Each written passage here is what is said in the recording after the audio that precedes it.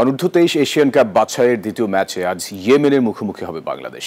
এই ম্যাচে জিততে না পারলে মূল পর্বে ওঠার লড়াই থেকে ছিটকে যাবে মুরসালিনের দল। তবে তুলনামূলক সহজ প্রতিপক্ষ ইয়েমেনের সাথে জয় নিশ্চিত করাই লক্ষ্য জানালেন অধিনায়ক মুরসালিন। এশিয়ান কাপ বাছাইয়ের প্রথম ম্যাচে স্বাগতিক ভিয়েতনামের সাথে হেরে বেশ এলোমেলো অনূর্ধ্ব-23 দল। এখন সময় ঘুরে দাঁড়ানোর। দ্বিতীয় ম্যাচে ইয়েমেনের সাথে জিততে না পারলে মূল পর্বে ওঠার লড়াই থেকে ছিটকে যাবে বাংলাদেশ। তবে এমন ঘটনা ঘটতে দিতে চান না লাল সবুজের ফুটবলাররা।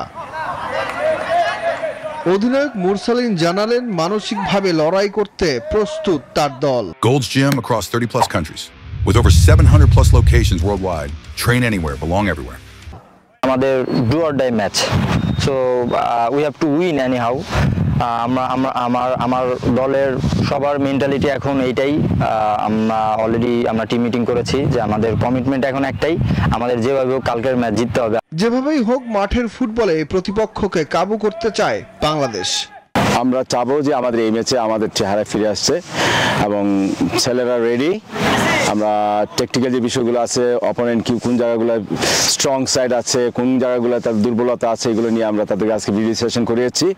পাশাপাশি তাদের সম্পর্কে একটা ওভারঅল ধারণা দিয়েছি। ভিয়েতনামে শনিবার বেলা ৩টায় মুখোমুখি লড়াইয়ে নামবে ইয়েমেন বাংলাদেশ। সুখন সরকার, নিউজ 24।